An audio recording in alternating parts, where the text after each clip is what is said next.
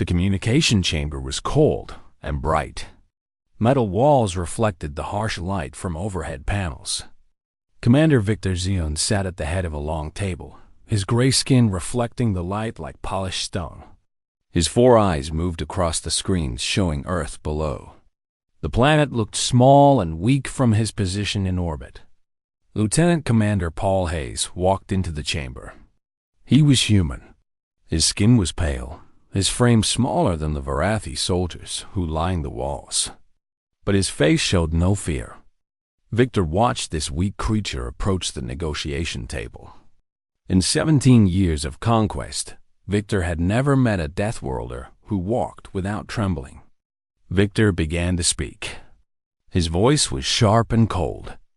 "Your species has been given a choice," he said. "Surrender your world to the Varathi Empire, or watch your civilization burn. You have 72 hours to decide." Paul sat down slowly. He looked directly at Victor without looking away. "We will not surrender," Paul said. His voice was calm and steady. "Earth is faced worse than your fleet." Victor felt anger rise in his chest. He had conquered 17 star systems. Entire civilizations had fallen before his armies. The Varathi were the most advanced species in the galaxy. No one spoke to Commander Victor Zion with such confidence. "You are a primitive Deathworlder," Victor said. His tone became harsh. "Your ships are ancient. Your weapons are toys. Your people cannot even survive in normal space without protection suits and vehicles. The Varathi have evolved beyond such weakness." Paul did not move. He did not show anger. He simply spoke the truth. "You call our world a death world because it is harsh," he said. "We have survived ice ages. We have lived through volcanic winters.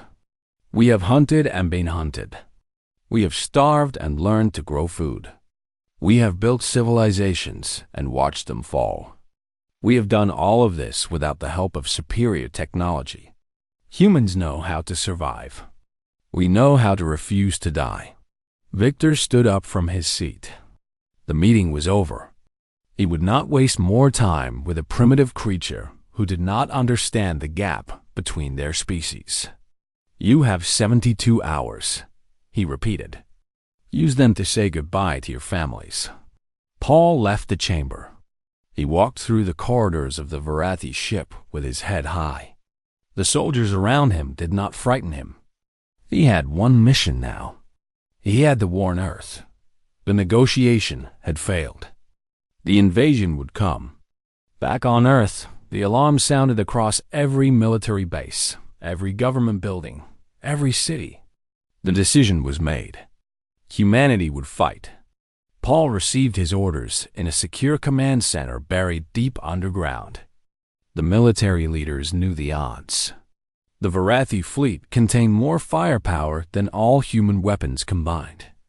But they had no choice. They would stand and fight. Paul drove home through the streets of his city. People were running, screaming, trying to gather their families. The news had spread quickly. Some people were crying. Others were packing bags. Children were being moved toward the underground bunkers. At home, Paul's daughter was waiting at the window. Her name was Lucia. She was only 9 years old. She had dark hair and serious eyes. Paul picked her up and held her close. His wife, Margaret, stood in the doorway with bags packed.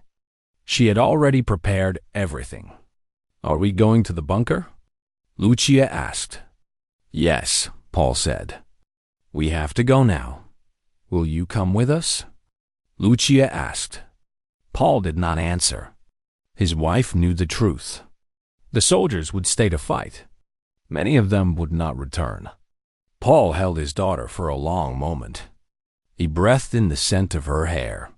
He felt her small heart beating against his chest. That night, in the bunker, Lucia could not sleep. Paul sat with her and told her stories. He told her about the animals of Earth. He talked about how different creatures survived in different ways. Some animals were strong and powerful. All of some men powerful. Some were clever and fast. But some animals, the smallest ones, were the most stubborn of all. There is an animal called the honey badger, Paul said. It is very small. It has no special powers. It is not the strongest. But it does not understand the word surrender. If a lion tries to take its food, the honey badger attacks. If a rhinoceros blocks its path, the honey badger charges. It does not calculate whether it will win. It simply refuses to back down. Lucia looked up at her father. Does the honey badger ever win? She asked. Always, Paul said, because nothing wants to fight something that refuses to lose. The next morning, Paul kissed his wife and daughter goodbye. He walked toward the exit of the bunker. Behind him, Lucia watched him leave. She did not cry. She had understood something in her father's voice. He was going to fight like the honey badger. He was not going to surrender. Above, in the cold black of space, Victor prepared his invasion fleet. He looked down at Earth. He had conquered 17 worlds. This would be 18. His empire would grow. The Varathi would reign forever. He did not think about the small creature who had sat across from him in the negotiation chamber. He did not consider the possibility of defeat. But somewhere below, on that small death world, a species was preparing for war. A species that had survived for hundreds of thousands of years by refusing to accept the inevitable. A species that looked at the overwhelming odds and decided to fight anyway. The honey badger does not understand surrender. It does not know the meaning of impossible. It simply attacks. Earth was about to teach the galaxy what happened when you faced an enemy that thought the same way. Dr. Margaret Sullivan sat in the underground research facility. Monitors lined the walls. Data filled every screen. She was not the Margaret who was Paul Hayes' wife. This was a different Margaret. She led Earth's military research division. Her job was to find the weakness in the Varathi armor. The facility was carved into solid rock 2 kilometers underground. The walls were reinforced with steel. The air was cold and dry. 72 hours had become 58. The Varathi invasion would start soon. Margaret stared at the captured Varathi technology spread across her work tables.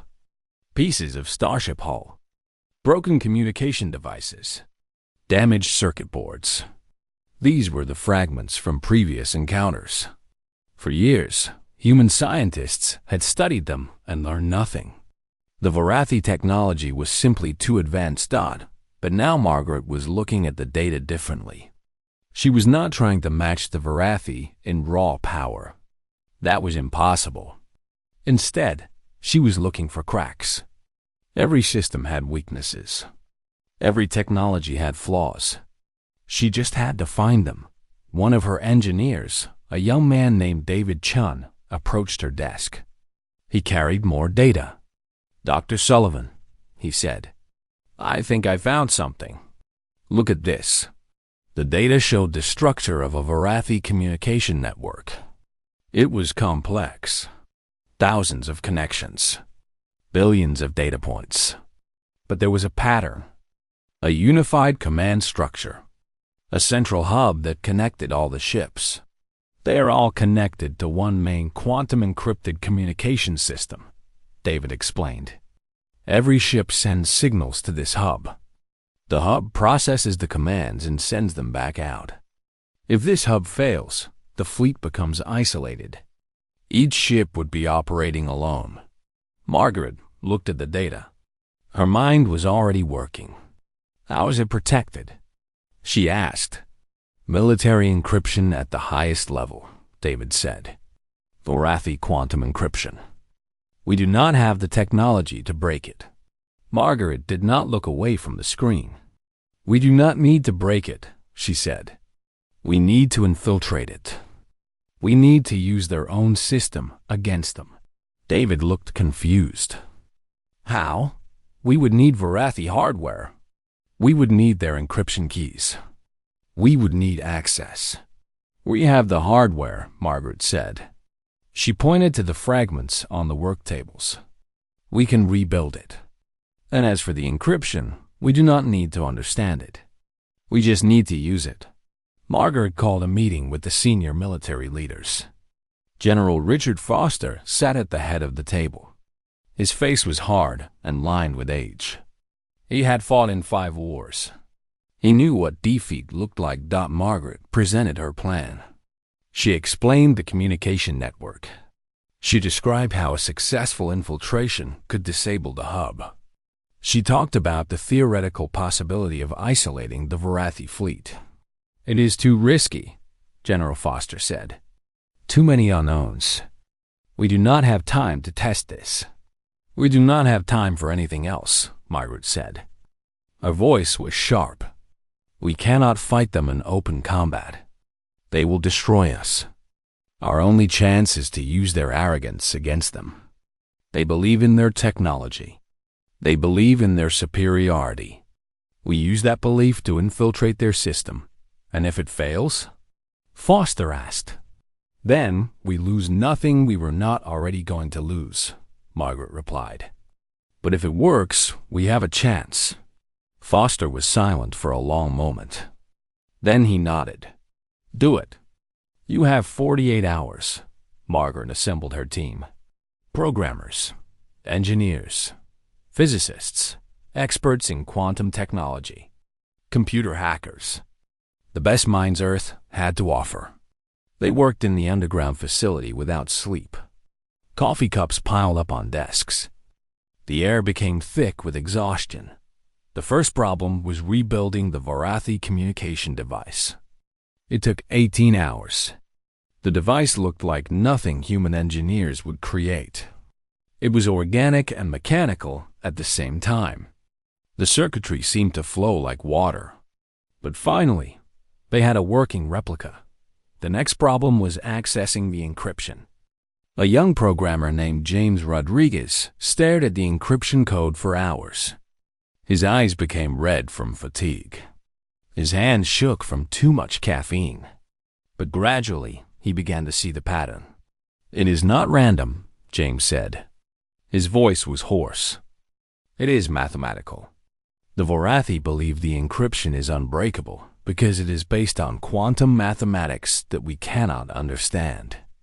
But they do not know that we can copy the pattern without understanding it.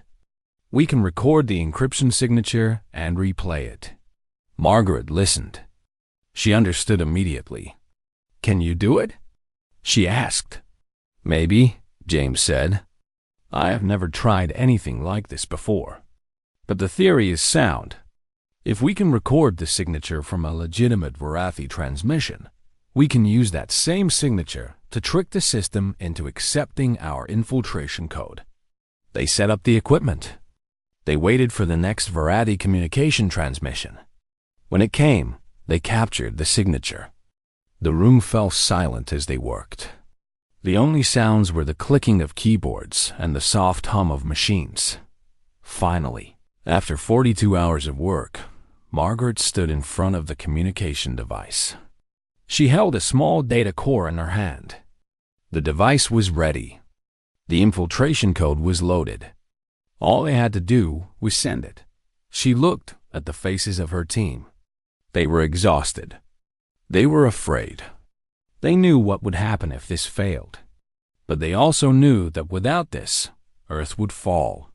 Margaret inserted the data core into the device. She activated the transmission sequence.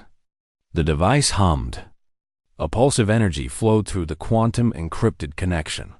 For 8 seconds, part of the Varathi communication network went dark. When the signal returned, the entire team knew they had done something impossible. A tiny part of the Varathi fleet had become isolated. For just 8 seconds, the unbreakable had been broken. It works, Margaret whispered. She looked at her team. We can do this. We can win. But there was no time to celebrate. The real work was just beginning. They had to expand the infiltration. They had to scale it up. They had to be ready to launch a full attack the moment the invasion fleet arrived. Above them, in the cold of space, Victor moved his ships into position. He was ready to begin the invasion. He did not know that humanity had just cracked the foundation of his empire. He did not know that his greatest weakness was about to be exposed. The honey badger was preparing to strike. Commander Victor Zun had lost his patience. The 72 hours of negotiation were finished. Earth had refused to surrender. Now the time for conversation was over. It was time for conquest. Victor stood on the bridge of his flagship, the Conquest. Around him, monitors displayed the entire invasion fleet. 140 ships. 50,000 soldiers. Technology that made the human military look like ancient history. He raised his hand, and 40,000 Varathi soldiers prepared for deployment. "Begin the invasion," Victor commanded. His voice carried no doubt. Orbital bombardment of all major human population centers. Destroy their military installations. Level their cities. Leave nothing but ruins and submission. The ships moved into position. Varathi weapons charged. The countdown to Earth's destruction had begun. But far below, in the underground facility, Margaret Sullivan's team launched their attack. The infiltration code expanded through the Varathi communication network like a virus spreading through a body. The code did not destroy. It did not kill. It disrupted. It confused. It created chaos where there should have been perfect coordination. The first Varathi commander to lose communication was Captain Strith. His ship was part of the bombardment fleet. One moment, his instruments displayed the Earth target.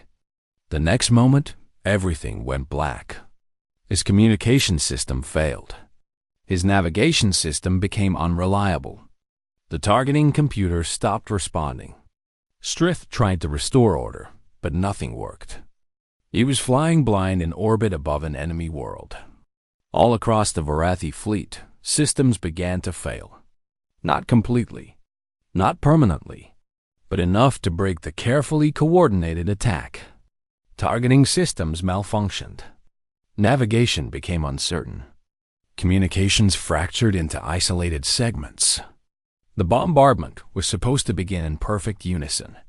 400 weapons firing at once. The human civilization would be destroyed in seconds. Instead, only 90 weapons fired. The remaining ships could not find their targets. Their systems were compromised. Their networks were broken. For the first time in 17 years of conquest, the Varathi military had experienced technological failure.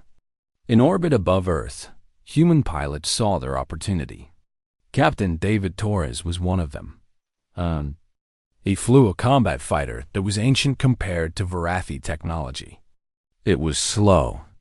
It had limited firepower. It should have been destroyed in the first seconds of combat. But in the chaos created by Margaret's infiltration, David saw his chance. He pushed his fighter forward. He fired every weapon. The shots were mostly ineffective against Varathi armor, but they were shots that landed. They were damage that accumulated. More human pilots joined the assault. Dozens of fighters. Then hundreds. They swarmed the Varathi ships like insects attacking something vastly larger.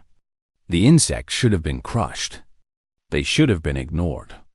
But there were too many insects. Below, in the cities, civilian soldiers and military personnel prepared for the end. They thought the bombardment would destroy them. They thought the invasion would succeed. They had prepared for death. When the bombardment did not come, they did not understand why. And then the fighting began in the skies above them.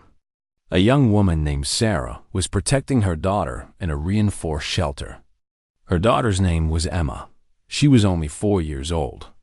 Sarah held Emma close as the building shook from the vibrations of battles above. She did not know if they would survive. She only knew that she would not leave her daughter. She would not run. She would protect this child until the very end. That stubborn refusal to abandon her child was the same emotion that drove every soldier. It was the same stubbornness that drove Margaret to solve the impossible. It was the same refusal that Paul had shown in the negotiation chamber. Humans did not surrender. They did not calculate odds and decide to give up. They fought harder the closer they came to defeat. Back in the command center of Victor's flagship, the commandant was receiving fragmented reports.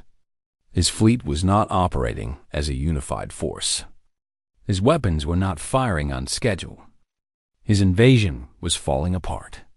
"Restore communications," Victor ordered. His voice showed cracks now. Not fear, not yet, but uncertainty. "We are trying, sir," his communications officer reported. "The network is being infiltrated by human code. We cannot trace the source. We cannot stop the infiltration. Each attempt to reset the system makes it worse." Victor felt the first touch of something he had never experienced before. It was a small thing, but it grew. It was the feeling that something was wrong. It was the feeling that he might not win. The human fighters continued their assault. They were not winning. They were not pushing back the Varathi fleet. But they were not losing either. And for an empire that had never experienced anything but victory, a stalemate was devastating. All around the Varathi military structure, soldiers began questioning. They were trained to follow orders. They were trained to trust superior technology and command structure. But if the command structure was broken, what did they do? A group of Varathi soldiers on one of the bombardment ships lost communication with their commander. They were sitting in a battle transport, waiting for orders to descend to Earth. The orders never came. They sat in the dark, not knowing what to do. One of them, a soldier named Kretsch, finally spoke. "The command network is failing," he said. "I have never heard of such a thing." "It is impossible," another soldier replied. "Varathi technology does not fail." "Then explain why we are still in orbit," Kretsch said. "Explain why we have not descended. Explain why our weapons are offline." The soldiers sat in silence. For the first time, they understood that they might lose this battle. Throughout the fleet, doubt was spreading like the infiltration code. Varathi commanders had been trained to expect victory. They had never learned how to handle defeat. They had never studied the possibility of failure. Their entire military culture was built on the assumption that they would always win. But now, facing an enemy that refused to break, facing a technology failure that they could not understand, they were beginning to understand something important, something that would change the galaxy forever. Humanity was not going to surrender. The honey badger had shown its teeth. Victor looked at the monitors showing the chaos in his fleet. He saw the human fighters diving at his ships. He saw the communication system in ruins. He saw an empire that, for the first time, was not winning. And the invasion had barely begun. Lieutenant Commander Paul Hayes moved through the corridors of the Varathi flagship. He was not alone. Behind him were 12 soldiers, the most elite warriors Earth had to offer. Their mission was simple. They had to reach the command core of the ship. They had to disable or capture the central command hub. They had to cut off Victor's ability to command his fleet. The mission was suicidal. No one expected to come back. Paul had chosen each soldier himself. They were volunteers. Every one of them understood the odds. Every one of them knew what failure meant. But they also knew what success meant. Success meant Earth would survive. The corridor was dark. The ship was designed for a species with 4 eyes that could see in near darkness. But humans had technology too. The soldiers wore thermal imaging that showed the heat signatures of the Varathi. Guards ahead. Paul moved forward with his weapon ready. Behind him, the soldiers moved in perfect formation. They had trained for this. Not specifically for a Varathi flagship. But humans had trained for combat in every environment, every condition, every situation. Humans had learned to fight in deserts, forests, mountains, and frozen wastelands. Fighting in an alien spaceship was just another battlefield. The first Varathi guards appeared around a corner. Paul fired without hesitation. The human weapon was less powerful than Varathi technology, but at close range, it was effective. The guards fell. The team moved deeper into the ship. They encountered resistance at every turn. Varathi soldiers appeared from side corridors. They tried to stop the human infiltration team, but they were defending a ship that had never been designed for internal combat. They were trying to coordinate an assault through a broken communication system. Paul's team used that advantage. They used the corridors that the Varathi had designed for their own much larger bodies. They used ventilation shafts and maintenance tunnels. They used every trick that humans had learned fighting in their own cities, their own buildings, their own territory. One of the soldiers, a woman named Lisa, took a Varathi weapon blast to her shoulder. Blood ran down her arm. She did not stop. She did not cry out. She kept moving, kept fighting, kept moving forward. "Keep going," she said when Paul looked back at her. "I am still alive. I can still fight." That was all that mattered to humans. Still alive meant still fighting. Still fighting meant still possible. They reached the command level. This was the heart of the ship. This was where Victor commanded the invasion fleet. The doors were sealed. There were guards. There was a security system that would take hours to bypass, but Paul had not come to hack the system. He had brought explosives. Human explosives. Simple, crude, but effective. He placed them against the door. The explosion was not large, but it was enough that the doors came down. Inside the command chamber, Victor stood with his guards. He was surrounded by technology. Monitors showed the chaos of the invasion battle. He had been trying to restore order to his fleet. He had been trying to understand what was happening. When the doors exploded, Victor turned. He saw the human soldiers standing in the entrance.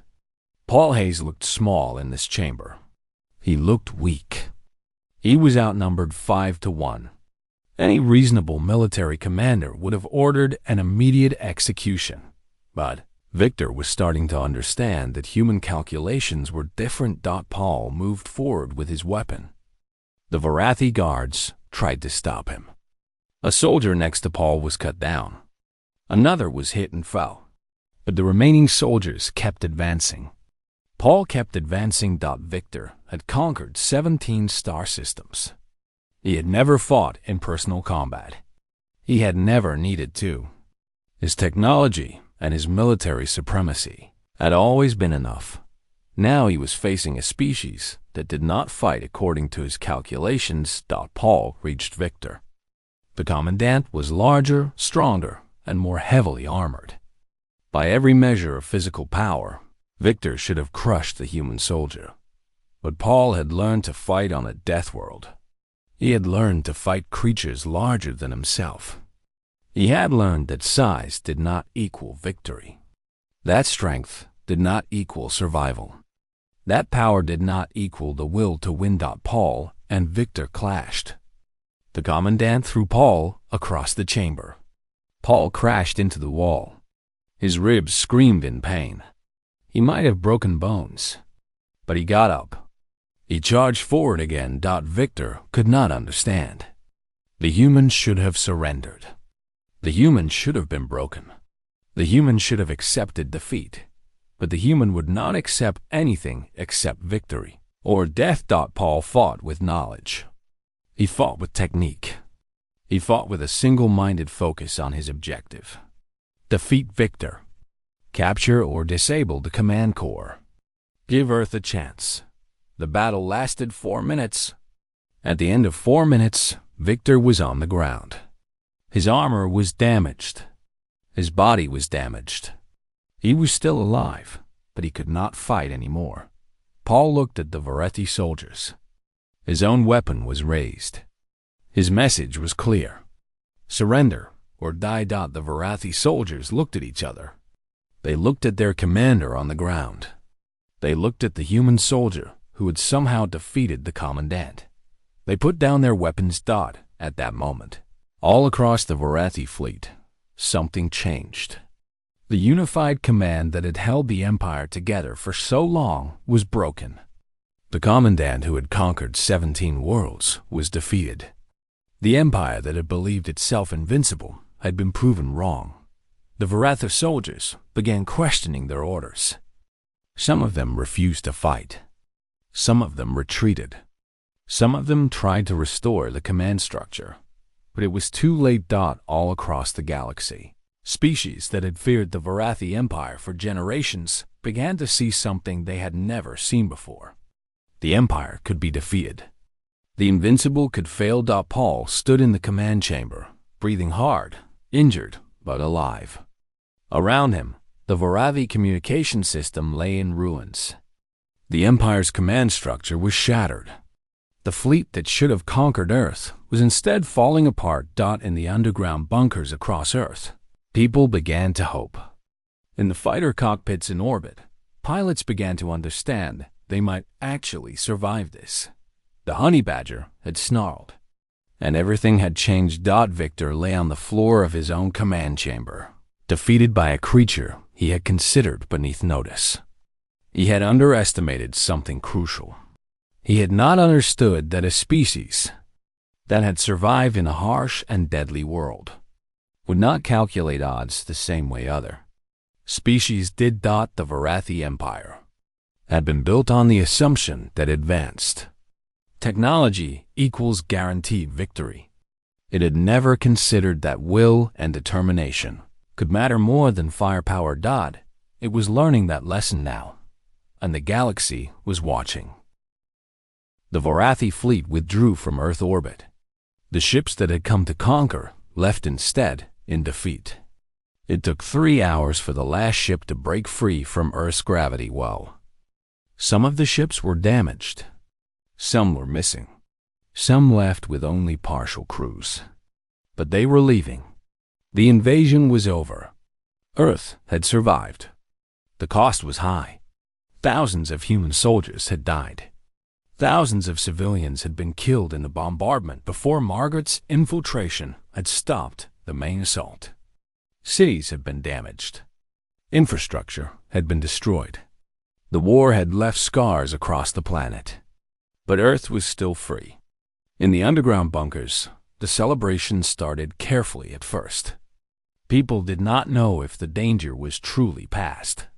But gradually, the news spread. The Varathi were retreating. The ships were leaving. The military had won.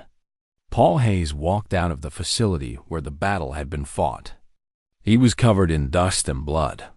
His uniform was torn. His body ached from injuries. But he was alive. He went directly to the bunker where his family was waiting. The corridors seemed long. His legs were heavy. But he moved forward the way he had moved forward through the Varathi flagship. When he reached his family, his wife embraced him. She held him without speaking. She had not known if he would come back. Many families were not having this moment. Many soldiers had not returned. His daughter Lucia looked up at him. She had understood everything. She had known that her father was fighting for her. She had known the danger. "The honey badger won," Lucia said simply. Paul knelt down and held his daughter. He said nothing. There were no words for what he felt. Above, in the skies over Earth, human pilots celebrated. Captain David Torres had survived. He had flown more than 30 combat missions. He had seen his fellow pilots die. He had seen friends from his training academy fall from the sky. But he had survived. When he returned to the base, he stood alone in the hangar. He looked at his fighter. It was damaged, scarred from weapons fire. It had brought him through the impossible. "Thank you," he whispered to the machine. He did not know why he said it, but he felt it needed to be said. In the research facility, Margaret Sullivan collapsed in a chair. She had not slept in 3 days. She had not rested since the infiltration code had gone live. She had monitored every attack. She had guided every expansion of the infiltration. She had held the entire operation together through force of will. Now it was done. Earth had won. One of her engineers, James Rodriguez, brought her coffee. "We did it," he said. "I still cannot believe it, but we did it." Margaret looked at the young man. His eyes were red from exhaustion. His hands still shook. "You did it," she said. "Your encryption bypass. That was the breakthrough. That was what made everything possible." James sat down. "I learned how to code by playing games," he said. "I never thought that would help win a war." "Humans learn in many ways," Margaret said. "That is our strength. We adapt. We learn. We find solutions where other species see only problems." Within days, Earth's government made formal contact with the Galactic Council. The Vorathi Empire had been considered untouchable. No advanced civilization had challenged them in a direct military conflict.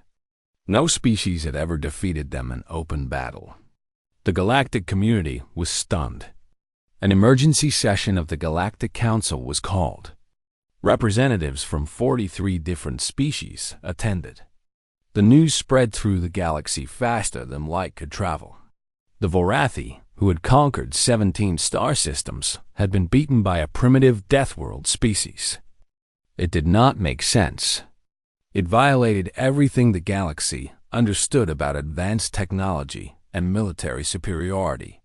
A human ambassador named Catherine Mitchell was invited to address the council. She stood in the massive chamber, surrounded by species of all sizes and shapes. Some had 4 arms. Some had multiple heads. Some existed only as energy. All of them were watching her with intense interest. Catherine began to speak. "The Vorathi Empire believed that advanced technology guarantees victory," she said. "They believed that superior firepower could defeat any opponent. They believed that a species with advanced tools could overcome a species with inferior tools." She paused and looked around the chamber. But they did not understand humanity. They did not understand that humans come from a world that kills the weak and teaches the strong to survive. Earth is a harsh place. Humans have evolved in an environment where survival means adapting to danger, not surrendering to it. An alien representative with crystalline skin interrupted. "Are you saying that emotion overcomes technology?" it asked. "That determination matters more than power?" "No," Catherine said. "I am saying that humans use both. We use technology, but we also understand that technology can fail. We understand that systems can break. We understand that the best strategy sometimes comes from refusing to accept the logical outcome." Another representative, a being of pure energy contained in a suit of gravity generators, asked the important question. "What do you want from the Galactic Council?" it asked. "Will humanity demand compensation? Territory? Tribute?" Catherine smiled. "We want recognition," she said. "We want the galaxy to understand that Earth is no longer a primitive species to be conquered or dismissed. We want peace. We want trade. We want to be treated as equals." The Galactic Council voted. It was unanimous.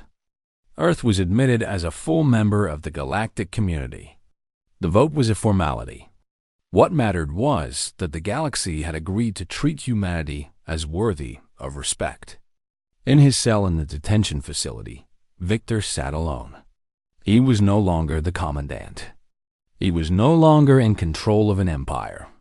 He was a prisoner of war, awaiting trial for crimes against humanity and for the war crimes of his invasion.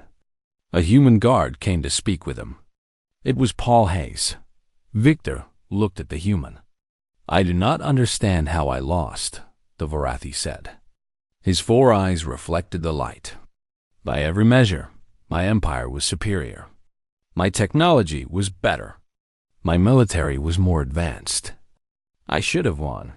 Paul sat across from Victor. You calculated the odds, Paul said.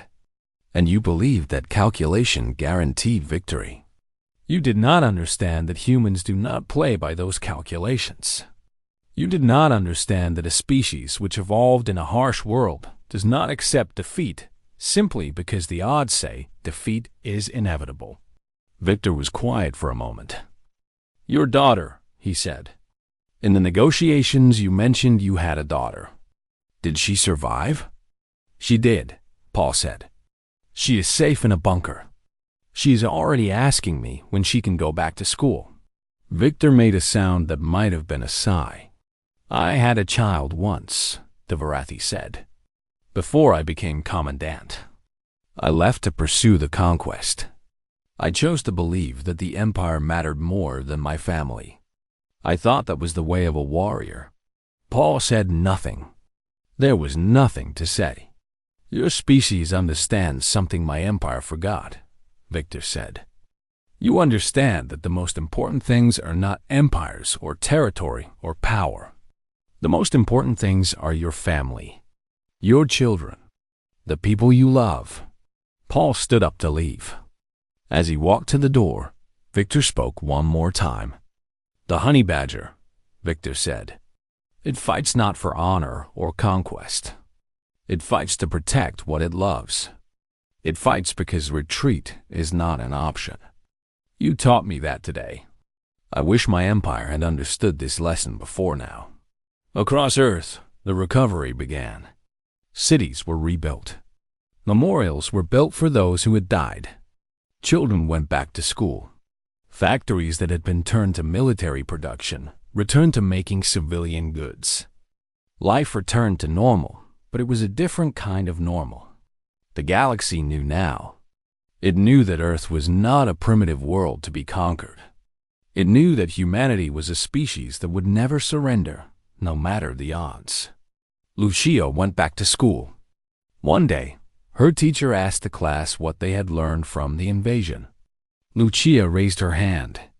I learned that you do not need to be the biggest or the strongest to win, she said.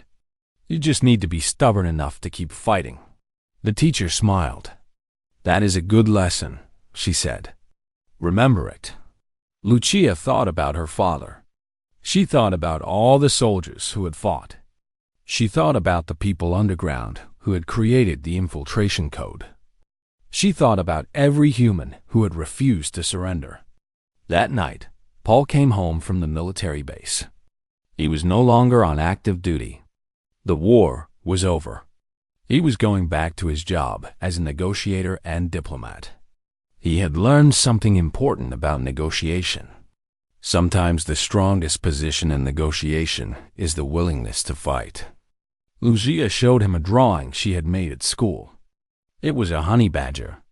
It was small and fierce and completely unafraid of the lion standing next to it. That is us, Lucia said. We are the honey badger. Paul held the drawing and looked at his daughter. She had understood something that Victor had never grasped. She had understood that in the end, will mattered more than firepower. Determination mattered more than technology. The refusal to surrender was the most powerful weapon any species could possess. And Earth, the primitive death world, had taught that lesson to the entire galaxy. The honey badger snarled, and the empire fell. That was the story that would be told for generations. That was the moment when humanity's place in the galaxy changed forever.